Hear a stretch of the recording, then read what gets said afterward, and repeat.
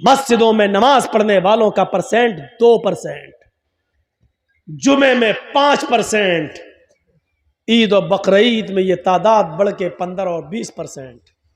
غور کیجئے، مسلمان کتنے؟ 30 سے 35 کروڑ۔ مدرسے کتنے پورے ہندوستان میں؟ 4.5 لاکھ، 4 سے 4.5 لاکھ۔ علماء کتنے؟ 50 لاکھ سے زیادہ۔ اتنے مدرسے، اتنے علماء، اتنی بڑی تعداد مسلمانوں کی، مسجدیں بھی میرے بھائیوں مدرسوں سے کم نہیں۔ 5 سے 6 لاکھ مسجدیں پورے ہندوستان کے اندر، لیکن نمازیوں کی تعداد پر آپ غور کریں گے تو صرف 2%۔ مسجدوں میں نماز پڑھنے والوں کی سنکھیا 2%، 100 میں صرف 2 آدمی، 2 مسلمان۔ غور کر رہے ہیں؟ 30 سے 35 کروڑ مسلمان، 4 سے 4.5 لاکھ مدرسے، 5 سے 6 لاکھ مسجدیں، 50 سے 60 لاکھ علماء۔ اتنی بڑی تعداد کے ہونے کے باوجود مسجدوں میں نماز پڑھنے والوں کا پرسنٹ 2%، جمعے میں 5%، عید اور بقرعید رمضان میں 10%، تھوڑا سا بڑھ جاتے ہیں۔ عید اور بقرعید میں یہ تعداد بڑھ کے 15 اور 20%۔ یہ 80% کہاں گئے؟ اور 5 وقت ہونے والی نماز میں 98% مسلمان کہاں؟ یہ محاسبہ کون کرے گا؟ یہ حساب کون کرے گا؟ تم اپنے بچوں سے ان کی پڑھائی لکھائی کا حساب نہیں کر پاتے ہو، نماز اور روزے کا حساب کیا کرو گے؟ اللہ کے رسول نے حساب کتاب بتایا تھا، جب تمہارا بچہ 7 سال کا ہو تو نماز پڑھنے کا حکم دو، نہ پڑھے کوئی بات نہیں، کبھی پڑھے گا کبھی چھوڑے گا، لیکن 10 سال کا ہو تو مار مار کے نماز پڑھنے لے جاؤ، اگر نہیں پڑھتا تو مارو۔ نبی نے طریقہ بتایا تھا، نماز پڑھنے کے لیے عادت ڈلوائی تھی، اور 10 سال کے بعد مارنے کا حکم دیا تھا، لیکن جب باپ ہی نماز نہیں پڑھتا تو وہ اپنے بچے کو کیا مارے گا؟ ہم تصور کریں، غصہ آتا ہے۔ میں یہ نہیں کہوں گا کہ غصہ نہیں آنا چاہیے، غصہ زندوں کو آتا ہے، مردوں کو نہیں۔ غصہ زندوں کو آتا ہے، مردوں کو نہیں۔ میں بالکل نہیں کہوں گا کہ تمہیں غصہ نہیں آنا چاہیے، غصہ آنا چاہیے، لیکن غصہ کب آنا چاہیے؟ کب؟ جب کوئی جے شری رام کا نعرہ لگائے تو اس کے جواب میں تم اللہ اکبر کا نہیں۔ غصہ تب آنا چاہیے جب آپ اپنے بیٹے کے ہاتھ میں شراب کی بوتل دیکھیں۔ غصہ تب آنا چاہیے جب رات کے 12 بجے آپ کی جوان بیٹی بستر پر لحاف اور رجائی کے اندر موبائل چلا رہی ہے اور فیس بک چلا رہی ہے، اینڈرائیڈ موبائل استعمال کر رہی ہے۔ آپ کو غصہ آنا چاہیے، آپ کو غصہ آنا چاہیے کہ آپ کی بیوی پورے دن بازار میں شاپنگ کرتی رہی اور شام کو گھر آئی۔ آپ کو غصہ آنا چاہیے کہ بے پردگی کے ساتھ وہ گھر سے نکلی تو کس کی اجازت لے کے گئی۔ آپ کو غصہ آنا چاہیے کہ آپ کی بیٹی اسکول جاتی ہے تو کس کے ساتھ جاتی ہے اور کس کے ساتھ آتی ہے، اس کے آنے اور لے جانے کے لیے کون آپ نے کس کو متعین کیا ہے۔ اکیلے اگر جاتی ہے یا محلے کی چند سہیلیوں کے ساتھ جاتی ہے تو آپ کو ان محلے اور گاؤں کی چند سہیلیوں پر اعتبار کیسے ہے؟ کیونکہ سہیلیاں ایک دوسرے کی سہیلی ہوتی ہے۔ تم میری مت کہنا، میں تمہاری نہیں کہوں گی۔ تم اپنے بوائے فرینڈ کے ساتھ جاؤ، ہم اپنے بوائے فرینڈ کے ساتھ جاتے ہیں، اور گھر جب پہنچیں گے تو ہم لوگ ایک ساتھ ہو لیں گے، تم ہمیں فلاں جگہ پہ مل جانا۔ آپ نے اپنی بیٹی کو گاؤں کی چند لڑکیوں کے ساتھ اسکول جانے کی اجازت کیسے دے دی؟ اور دے دی تو آپ نے اس کا پیچھا کر کے کبھی دیکھا؟ کبھی آپ نے پوچھا کہ اسکول سے یہ لڑکی کتنے بجے گئی، ہمارے گھر پہ کب پہنچتی ہے؟ یہ حساب کتاب کون کرے گا؟ مسلمانوں، تم حساب کتاب کرنے والی قوم ہو۔ تم بچوں کے لیے اگر باپ ہو تو اپنے بچوں کا حساب لو، شوہر ہو تو اپنی بیوی کا حساب لو، اگر بھائی ہو تو اپنی بہن کا محاسبہ کرو۔ محاسبہ زندے کرتے ہیں، مردوں سے حساب نہیں لیا جاتا ہے، حساب زندوں سے طلب کیا جاتا ہے، مردوں سے نہیں۔ تم زندہ قوم ہو، ہم تم سے حساب لے سکتے ہیں۔ حضرت عمر جب منبر پہ کھڑے ہوئے اور نئی قمیص پہن کر خطبہ دینے لگے تو ایک نوجوان اٹھا اور کہنے لگا، عمر خطبہ دینا بند کر، تقریر کرنا بند کر، خطبہ نہیں دینے دوں گا۔ حضرت عمر نے کہا کیوں، وجہ کیا ہے؟ کہا پہلے اس بات کا حساب دو، یہ نیا کرتا تمہارے پاس کہاں سے آیا؟ تمہاری تنخواہ بیت المال سے اتنی نہیں ہے کہ تم نئی قمیض سلا سکو، آج نیا کرتا تمہارے پاس کہاں سے آیا؟ حضرت عمر کہنے لگے کہ اس کی صفائی میرا بیٹا دے گا۔ حضرت عمر فاروق کا بیٹا اٹھتا ہے، صفائی پیش کرتا ہے کہ بیت المال میں جو چادریں آئی تھیں وہ سارے مسلمانوں میں تقسیم ہونا تھی، ایک ایک چادر سب کو ملی، میرے باپ کو بھی ایک چادر ملی، میرے باپ نے اسی چادر کی قمیض بنوا لی ہے۔ نوجوان کھڑا ہوتا اور کہتا امیر المومنین ایک ایک چادر سب کو ملی تھی، مجھے بھی ملی تھی، میں درزی کے پاس گیا تھا، ٹیلر کے پاس گیا تھا، میں نے اپنا ماپ دیا، اس چادر میں میری قمیض نہیں بنی، تم تو ہم سے زیادہ لمبے ہو، ہم سے زیادہ چوڑے ہو، ہم سے زیادہ لمبے چوڑے ہو اور موٹے تندرست بھی ہو، پھر تمہاری ایک چادر میں قمیض کیسے بن گئی؟ ان کے بیٹے نے کھڑے ہو کر جواب دیا نوجوان ایک چادر مجھے بھی ملی تھی، سب کو ایک ایک چادر ملی تھی، میرے باپ کو بھی ملی، مجھے بھی ملی، سب کو ایک ایک ملی تو اس میں مجھے بھی ملی، میرے باپ کی اپنی چادر میں جب قمیض نہیں بنی تو میں نے اپنی چادر بھی اپنے باپ کو دے دی، میری اور اپنی دونوں قمیضیں ملا کر میرے باپ نے دونوں چادریں ملا کر قمیض بنا لی۔ نوجوان کہنے لگا بیٹھ گیا امیر المومنین اب مجھے اطمینان ہو گیا، اب میں سیٹسفائی ہو گیا، اب آپ خطبہ دیجئے۔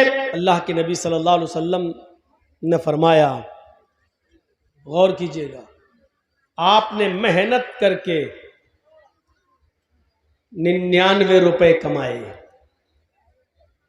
99 روپیز 99 روپے کمائے، اور آپ چاہتے ہیں کہ ہم کوئی نئی قمیص، نیا کرتا، نیا پنجابی لے لوں تاکہ ہم مسجد میں جا کر نماز پڑھ سکیں، ہمارے پاس کوئی اچھا کپڑا نہیں ہے۔ آپ مارکیٹ میں گئے اور آپ کو کپڑا مل رہا ہے پنجابی 100 روپے کا، آپ کے پاس ہیں کتنے؟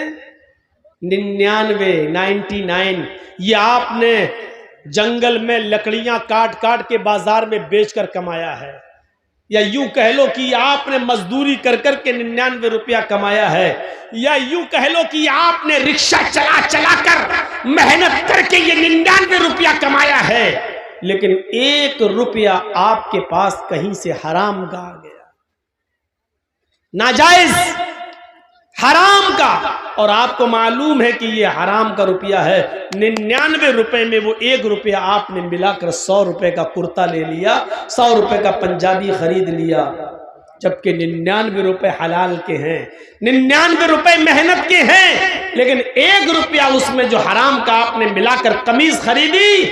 اللہ کے نبی فرماتے ہیں جب تک وہ قمیض تمہارے جسم پر رہے گی، جب تک وہ کرتا تمہارے جسم پر رہے گا، اللہ کے یہاں تمہاری ایک بھی نہ فرض عبادت قبول ہوگی نہ نفلی عبادت قبول ہوگی، تمہارا ایک بھی سجدہ اللہ رب العالمین کی بارگاہ میں قبول نہیں کیا جائے گا۔ کیوں؟ پوچھا اللہ کے رسول کیوں؟ آواز آتی ہے ان اللہ طیب ویقبل الطیب، اللہ پاک ہے اور پاک چیز کو پسند کرتا ہے۔ اب آپ سوچو کہ 99 میں، ارے بھائی 99 میں 1 حرام کا مل گیا تو کیا ہوا؟ 99 تو حلال کے تھے۔ تو آپ اس کو یوں سوچ لو کہ آپ کے پاس ایک بالٹی پانی رکھی ہوئی ہے، پورا آپ نے ابھی اس کو نل سے نکالا ہے، ابھی آپ نے اس کو ہینڈ پائپ چلا کر کھینچا ہے، یہ پانی ہے، اور آپ کی آنکھوں کے سامنے اس میں پیشاب کا ایک قطرہ چلا جائے، پیشاب کی صرف ایک بوند چلی جائے، تو ایمانداری کے ساتھ بتائیے کیا وہ آپ پانی پئیں گے؟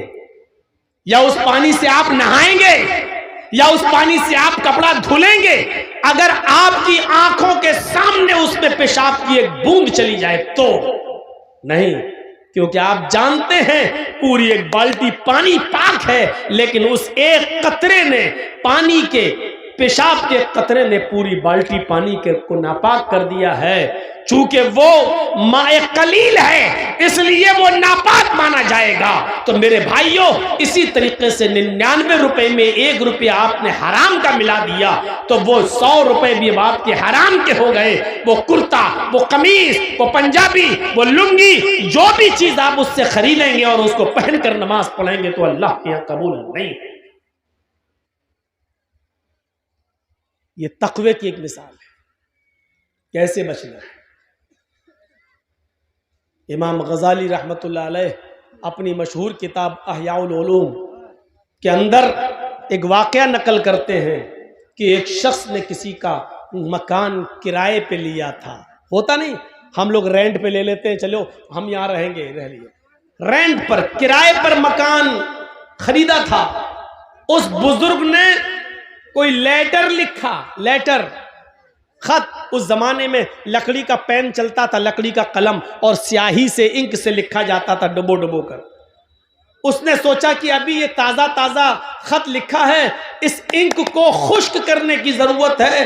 तो वो जिस किराए के मकान में रहता था, उस किराए के मकान से थोड़ी सी मिट्टी उसने उठा ली और कागज़ पर डाल दी ऐसे, ताकि वो इंक जल्दी सूख जाए, खुश्क हो जाए। उसने सोचा थोड़ी सी मिट्टी लेने में हर्ज किया है, ये मकान अगरचे मेरा नहीं है, थोड़ी सी मिट्टी तो ले रहा हूं। मिट्टी, जमीन पर पड़ी हुई मिट्टी, उसने उसको लिया और लेटर पर, कागज पर ऐसे डाल दिया। रात में उस बुजुर्ग ने ख्वाब में देखा कि उसके ख्वाब में कोई फरिश्ता आ रहा है और उस बुजुर्ग से कह रहा है, तुमने किसी के मकान पर किराए पे रहते हो, तुम, ये तुम्हारा मकान नहीं है। तुमने इस मकान से थोड़ी सी मिट्टी लेकर जो कागज पर डाल दी है, कयामत के दिन तुम्हें पता चल जाएगा ये थोड़ी सी मिट्टी लेने का अंजाम क्या होता है। सोना नहीं लिया था, चांदी नहीं ली थी, दौलत नहीं चुराई थी, घर के जिस मकान में रह रहा उस मकान की कच्ची जमीन से थोड़ी सी मिट्टी उठाई थी और स्याही को, इंक को खुश करने के लिए कागज पर डाली थी।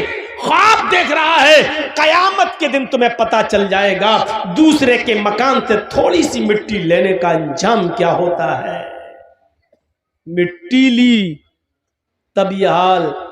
जो दूसरों की दौलतों पे कब्जे कर रहे हैं वो अपना अंजाम सोचें, जो दूसरों की जमीन और जायदाद को हड़प कर रहे हैं वो अपना अंजाम सोचें, जो दूसरों की जमीन और जायदाद पर कब्जे कर रहे हैं वो अपनी फिक्र करें, जो अमानतों में खयानत कर रहे हैं, यतीमों, गरीबों, बेवाओं, मिस्कीनों और फकीरों का हक मार रहे हैं वो अपना अंजाम सोचें। हक मारने की कई किस्में हैं। आप साहिब हैसियत और ज़कात नहीं देते तो ये भी हक मारना हुआ है। आपके पास 1 लाख रुपया है और उस 1 लाख रुपए पर 1 साल गुजर चुकी है, अगरचे उस 1 लाख रुपए में 7.5 तोले सोना यानी 85 ग्राम सोना नहीं आ रहा है, लेकिन 52.5 तोले चांदी तो आ सकती है। यानी 1 लाख रुपए में 52.5 तोले चांदी आ सकती है और इतना पैसा तुम्हारे पास है और 1 साल गुजर चुकी है तो आप पर 1 लाख रुपए में 2,500 रुपए ज़कात बनती है जो आप गरीबों को देंगे। अगर आप नहीं देते हैं तो ये गरीबों का हक मार रहे हैं। जब छोटी सी थोड़ी सी मिट्टी लेने का अंजाम ये है तो आप गरीबों का, मिस्कीनों का हक मारकर ज़कात अदा नहीं कर रहे हैं। तो हम और आप अपने अंजाम के बारे में फिक्र लगाएं कि हमारा और आपका अंजाम क्या होगा अगर हम अपने माल की पूरी ज़कात नहीं देते हैं। तो ये हक मारना ही है।